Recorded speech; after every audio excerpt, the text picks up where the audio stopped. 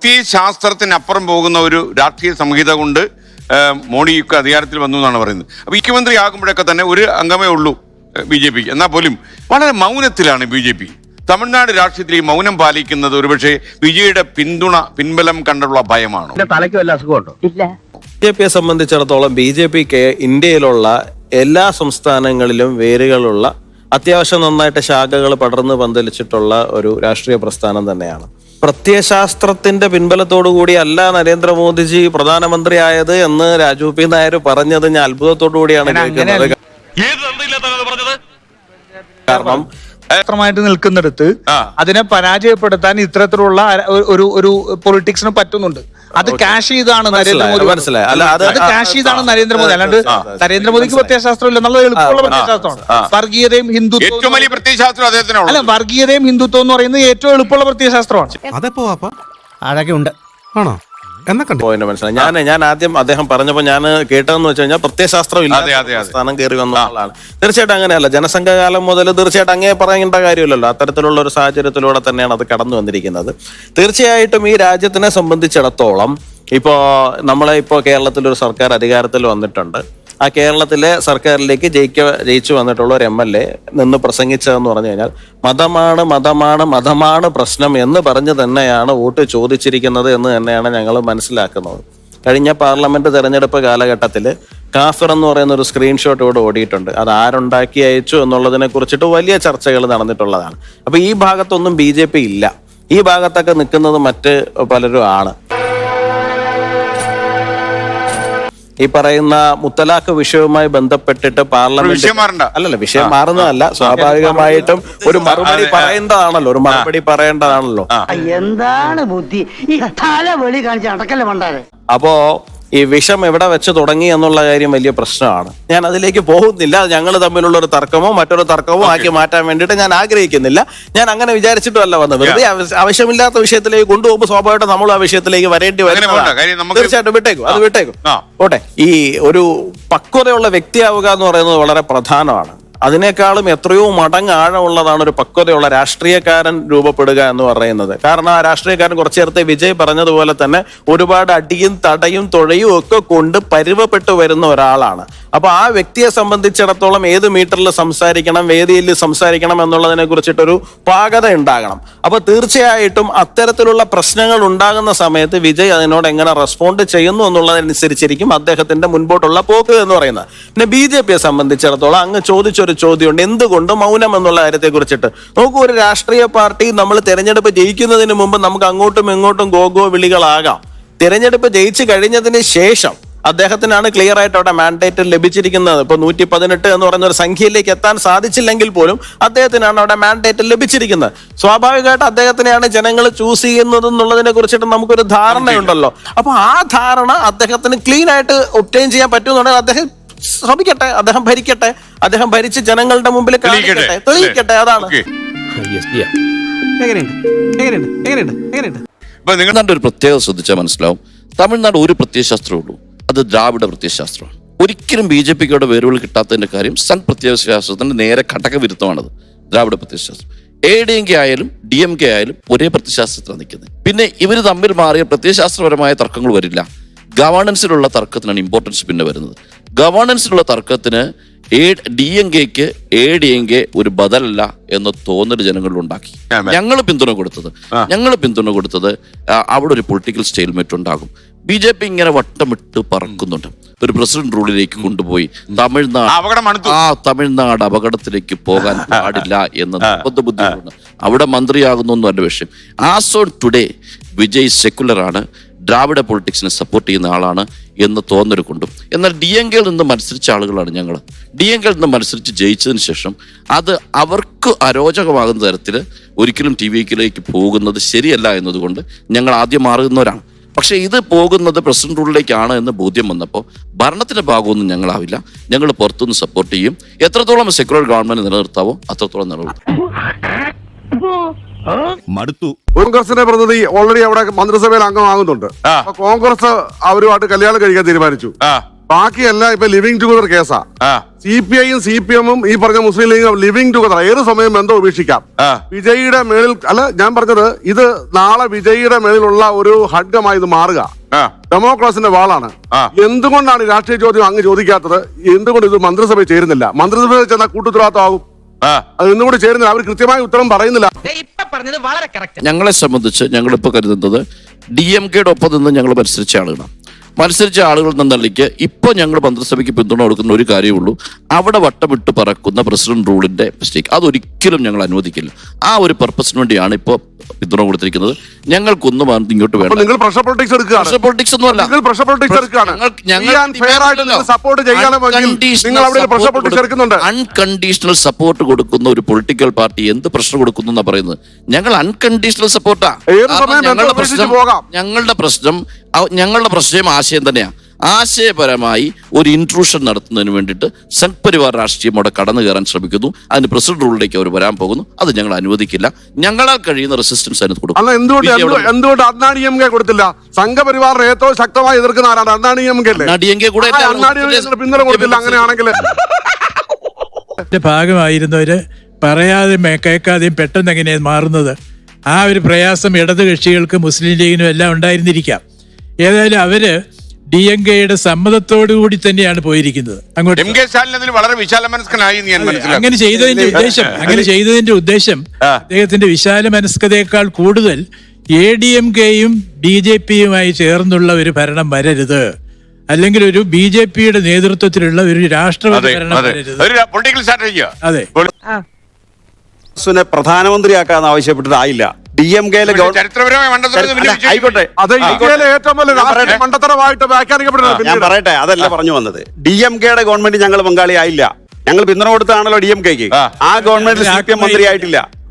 DMK-ക്ക് പിന്തുണ കൊടുത്തിരുന്നത് കോൺഗ്രസ്സുകാരെ പോലും അവർ മന്ത്രിമാരാക്കിയിരുന്നില്ല. കോൺഗ്രസിനെ അല്ല, CPM DMK-യുമായി ചേർന്ന് മത്സരിച്ചതാണ്. ആ മന്ത്രിസഭയിൽ പങ്കാളിയായിട്ടില്ല. അതായത് ലെഫ്റ്റ് അല്ലാത്ത ഒരിടത്തും ഇന്ന് വരെ ഇന്ത്യ രാജ്യത്ത് മന്ത്രിമാരുടെ ചുമതല എടുത്തിട്ടില്ല. DMK-യുടെ നയം കോയലീഷൻ ഗവൺമെന്റ് വേണ്ട. അല്ല, അത് അവർക്ക് അവരുടേതായ DMK അതിൽ ചേർക്കാൻ തയ്യാറാണെങ്കിലും CPM അതിൽ പങ്കാളിയാവില്ല. DMK തയ്യാറായിട്ടില്ല. സാറ് തെറ്റിദ്ധരിച്ചിരിക്കുക. ഇദ്ദേഹം ഒരു സാധുവും പരമപരോപകാരിയുമാ. മന്ത്രിസഭയിൽ പങ്കാളിയായിരുന്നെങ്കിൽ CPM വളർന്നേനെ. CPM യഥാർത്ഥത്തിൽ ഒരുപാട് സിനിമാ താരങ്ങൾക്ക് തമിഴ്നാട്ടിൽ കഴിയാതെ പോയത് വിജയം നടത്തിയെടുത്തു. 10 വർഷം കൊണ്ട് ഇപ്പൊ നിങ്ങളൊക്കെ പറഞ്ഞു ഊതിക്കാച്ചിയെ പൊന്നു പോലെ രാഷ്ട്രീയത്തിലേക്ക് വന്നിട്ടുള്ള വിജയിക്ക് എത്രത്തോളം തമിഴ്നാട്ടിൽ എന്തൊക്കെ ചെയ്യാൻ പറ്റുമെന്ന് ചോദിച്ചാൽ എന്റെ അറിവിൽപ്പെട്ടിടത്തോളം അടുത്ത 10 വർഷത്തേക്കുള്ള ആയസേ ഈ വിജയുടെ ഭരണത്തിനുള്ളൂ എന്നുള്ളത് മനസ്സിലാക്കുക. അതിന്റെ പ്രധാന കാരണം എന്താണെന്ന് വെച്ച് കഴിഞ്ഞാൽ ഒരുവിധ വർഗീയ പാർട്ടികളുമായിട്ടും കൂട്ടുകൂടാൻ ഞാൻ തയ്യാറല്ല, ഒരുവിധ വർഗീയ ശക്തികളുടെയും പിന്തുണ വേണ്ട എന്ന് പറഞ്ഞ് 108 107 ഇപ്പൊ അദ്ദേഹം രാജിവെച്ച് കഴിഞ്ഞാൽ 107 ആവും, അല്ലെങ്കിൽ 108 ആവും. ഈ 108 സീറ്റ് നേടിയിട്ടുള്ള അദ്ദേഹത്തിന് അധികാരം എന്ന അപ്പക്കഷ്ണത്തിലേക്ക് വേണ്ടിയിട്ട് ഈ വർഗീയവാദികളെ കൂട്ടുപിടിക്കേണ്ട ഒരു അവസ്ഥയിലേക്ക് എത്തിയിരിക്കുകയാണ്. അതായത് ഗോകുല് പറഞ്ഞു, മതമാണ് മതമാണ് മതമാണ് വലുതെന്ന് അലറി വിളിക്കുന്ന മുസ്ലിം ലീഗിന്റെ പിന്തുണ തേടാൻ അദ്ദേഹത്തിന് ആയി എങ്കിൽ, അതിന് അദ്ദേഹം തയ്യാറായി എങ്കിൽ, അദ്ദേഹം ജീവിതത്തിൽ ഒരുപാട് വിട്ടുവീഴ്ചകൾക്ക് ഇനി ചെയ്തുകൊണ്ട് അദ്ദേഹത്തിന്റെ ലക്ഷ്യത്തിലേക്ക് എത്താൻ വേണ്ടിയിട്ട്, അതും 108-ൽ നിന്ന് ഇന്ന് കാണുന്ന 120-ലേക്ക് എത്താൻ വേണ്ടിയിട്ട് അദ്ദേഹം സഹായം അഭ്യർത്ഥിച്ചിട്ടുള്ളവരെല്ലാം അദ്ദേഹത്തെ കാലോചിതമായിട്ട് ചൂഷണം ചെയ്യാൻ തയ്യാറായി കഴിഞ്ഞാൽ അദ്ദേഹത്തിന് എന്ത് സൽഭരണമാണ് തമിഴ്നാട്ടിൽ കാഴ്ചവെക്കാൻ പറ്റും? അതും ശരിയാണല്ലോ. തിരിച്ച് ഇന്റലക്ച്വൽസ് പ്രൊഫഷണൽസ് ഒക്കെ ഉണ്ട്, അവരെ വെച്ചിട്ട് അധികാരത്തിൽ ഏറാൻ പറ്റുമെങ്കിൽ അദ്ദേഹത്തിന് പവർ കയ്യിലായല്ലോ. പവർ കയ്യിലായപ്പോൾ അദ്ദേഹത്തിന് ഭരിക്കാൻ പറ്റില്ല എന്ന് എങ്ങനെ ജഡ്ജ് ചെയ്യാൻ പറ്റും? എങ്ങനെ എന്തായി സാർ AAP ഞാൻ മുഴുവൻ ഒന്നും പറയട്ടെ സാർ. അഴിമതിക്കും അതുമാതിരി തന്നെ സ്വജനപക്ഷപാതത്തിനും ഒക്കെ എതിരായിട്ട് രൂപം കൊണ്ട ഒരു അണ്ണാ ഹസാരയുടെ നേതൃത്വത്തിൽ രൂപം കൊണ്ടൊരു പ്രസ്ഥാനമായിരുന്നു. എത്ര കൊല്ലം അവർക്ക് ഡൽഹി ഭരിക്കാൻ പറ്റി? അത് കഴിഞ്ഞിട്ട് പാർട്ടികളുമായി അദ്ദേഹം ചേരില്ല എന്ന് പറഞ്ഞതില് അങ്ങേക്കൊരു കൺസേൺ ഉണ്ട്. അങ്ങേ പറയുമ്പോഴും ഗോകുൽ പറയുമ്പോഴും ഒക്കെ ഏതെങ്കിലും കോണ്ടെക്സ്റ്റിൽ ഒരാൾ പറഞ്ഞ പ്രസംഗത്തിന്റെ ഒരു ഭാഗം അടർത്തിയെടുത്തിട്ട് മതം പറയലാണ് നിങ്ങളുടെ ലക്ഷ്യം. വിജയ് മതം പറയുന്നില്ല എന്നത് അദ്ദേഹത്തിന്റെ ഒരു ക്വാളിഫിക്കേഷനാണ്.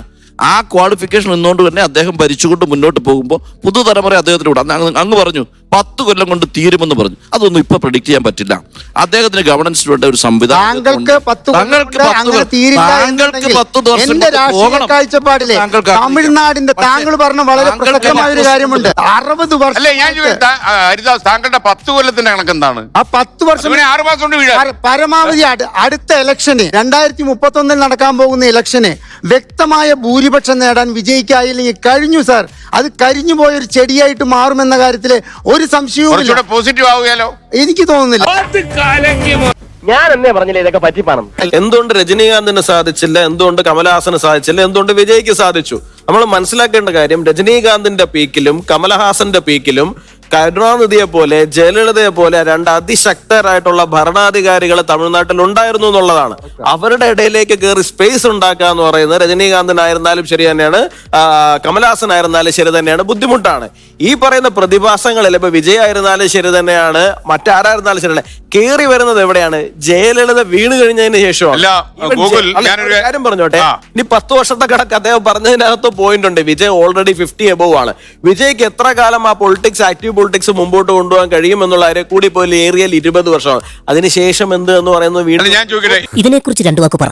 ഇതിനെക്കുറിച്ചാ MK സ്റ്റാലിൻ അദ്ദേഹത്തിന്റെ മണ്ഡലത്തിൽ ഒരുപാട് വികസനം അദ്ദേഹം കൊണ്ട്, ഞാൻ ആ മണ്ഡലത്തിലൂടെ ഒരിക്കൽ കടന്നു പോയിട്ടുണ്ട്, കൊളത്തൂർ അല്ലേ, ആ മണ്ഡലത്തിൽ വികസനം വന്നിട്ടും അതേ അവിടെ തോറ്റു. കേരള ഇലക്ഷനുമായിട്ട് ബന്ധപ്പെട്ടിട്ട് തന്നെ ഞാനൊരു കാര്യം പറയാം. പലരും പറഞ്ഞു LDF മന്ത്രിസഭ വളരെ അൺപോപ്പുലർ ആണ്, പക്ഷെ MLAs എല്ലാം വളരെ പോപ്പുലർ ആണ് എന്ന് പറഞ്ഞു. ഞാൻ അവരോട് തിരിച്ചു പറഞ്ഞത് 2016 സമാനമായിരുന്നു സാഹചര്യം എന്ന് പറയുന്നത്. പല MLA-മാരെ എടുത്തു കഴിഞ്ഞാൽ UDF-ന്റെ MLA-മാർ വളരെ പോപ്പുലർ ആയിട്ടുള്ള MLA-മാരായിരുന്നു. പക്ഷെ ആ പറയുന്ന കുത്തൊഴുക്കിനകത്ത് ഇതെല്ലാം ഒലിച്ചുപോയി. പോപ്പുലർ ആണോ അൺപോപ്പുലർ ആണോ എന്നുള്ളത് വിഷയമേ ആയില്ല. അത് തന്നെയാണ് ഇവിടെ ഇല്ല എന്നുള്ളതാണ്. ഉള്ള വിധിയെഴുത്താണ് പറയുന്നവരെ പ്രോത്സാഹിപ്പിക്കുന്നത്. കേരളവും പറഞ്ഞു, തമിഴ്നാട് രാജ്യം പറയും എന്ന് ഞങ്ങൾ. എന്റെ പൊന്ന് സാറ്, DMK മുന്നണിയുടെ ഭാഗമായിട്ടാണ് നിങ്ങൾ മത്സരിച്ചത്. നിങ്ങളുടെ മുന്നണിയുടെ കൊടികൾ ഉണ്ടായിരുന്നു. ആ കൊടികളിൽ ഒരു കൊടി എന്ന് പറയുന്നത് SDP-യുടെ കൊടിയായിരുന്നു. ആ SDP ആയിട്ട് പരസ്യമായിട്ട് കേരളത്തിൽ സഹകരിക്കാൻ നിങ്ങൾ തയ്യാറാണോ? അല്ല. നിങ്ങൾ തമിഴ്നാട്ടിൽ പോയി സഹകരിച്ചു. അതുകൊണ്ട് നിങ്ങൾ ഈ മതേതരത്വത്തിന്റെ കാര്യം പറയാതിരിക്കുന്നതാണ് കുറച്ചുകൂടി ഭംഗി.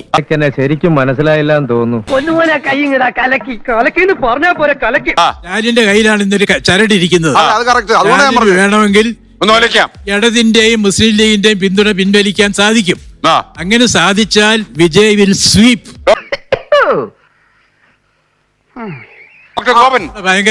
നമ്മളിവിടെ ഇരുന്നിട്ട് തമിഴ്നാട്ടിലെ ഭരണം താഴോട്ട് വീഴും, സെൻട്രൽ ഗവൺമെന്റ് സപ്പോർട്ട് ചെയ്യാതെ എന്ന് പറഞ്ഞ് നമ്മൾ കരഞ്ഞുകൊണ്ടിരിക്കുമ്പോൾ അതിനേക്കാൾ മോശം സ്ഥിതിയാണ് കേരളം.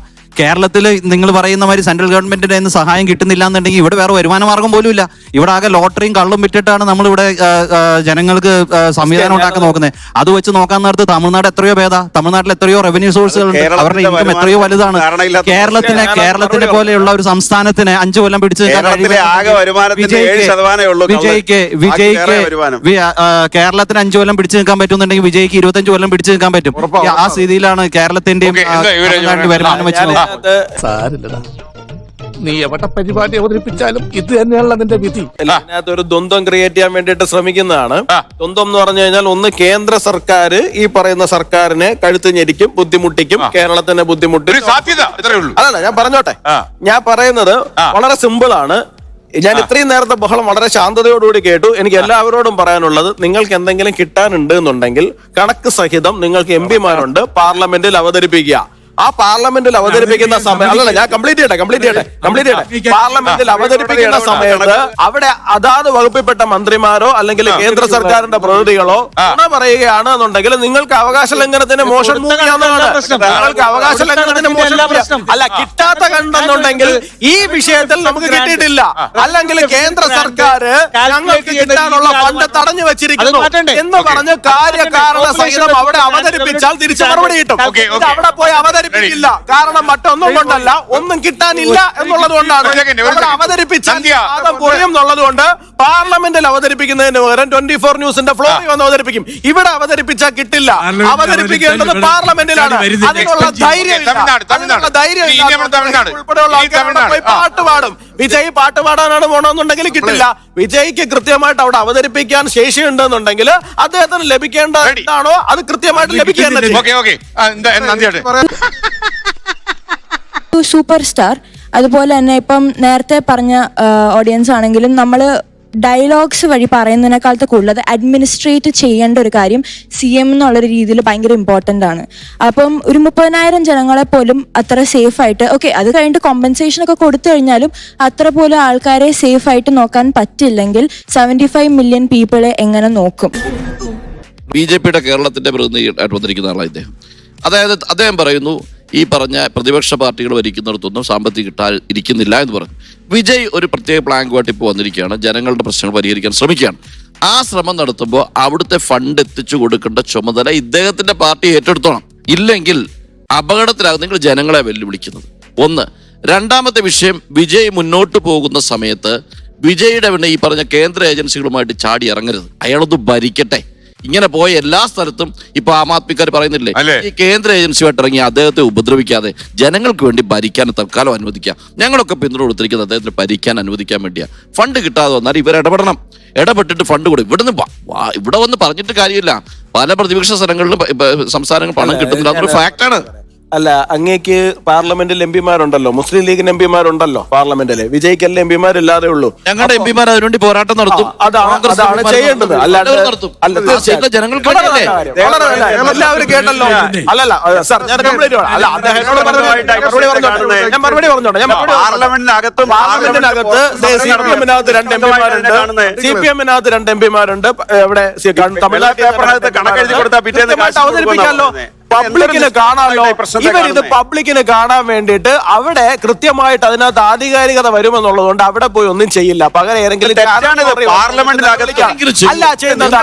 അല്ല, ഞാനൊരു കാര്യം ഒറ്റ കാര്യം ഇദ്ദേഹം പറഞ്ഞു 6 ലക്ഷം കോടി കിട്ടാനുണ്ട്. ഗോപനോട് ഞാൻ ചോദിക്കുകയാണ്, അങ്ങിപ്പോ ഈ ഫ്ലോറിൽ ഇരുന്ന് പറഞ്ഞു 4 പറഞ്ഞല്ലോ. ഈ 4 ലക്ഷം കോടി രൂപ ഏതൊക്കെ വകുപ്പിലാണ് കിട്ടാനുള്ളത് എന്നുള്ള കാര്യം പാർലമെന്റിൽ അവതരിപ്പിച്ച നിങ്ങളുടെ ഒരു MP ഒരു കാര്യം എനിക്ക് കാണിച്ചു തരാമോ?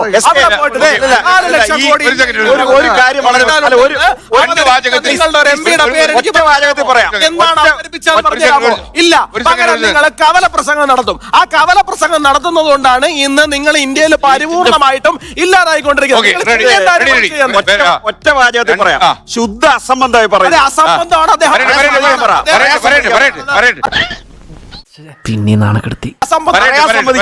അല്ല, ആദ്യം ഈ ഫാസിസ്റ്റ് മനോഭാവം മാറ്റിയിട്ട് ജനാധിപത്യ രാജ്യത്ത് മനസ്സിലാക്കുക.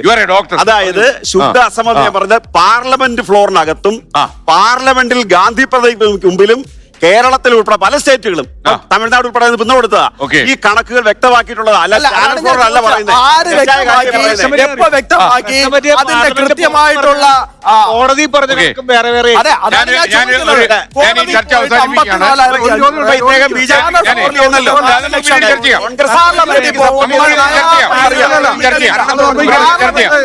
നിങ്ങൾ എവിടെ പറഞ്ഞു? നാണം ഉണ്ടോടാ?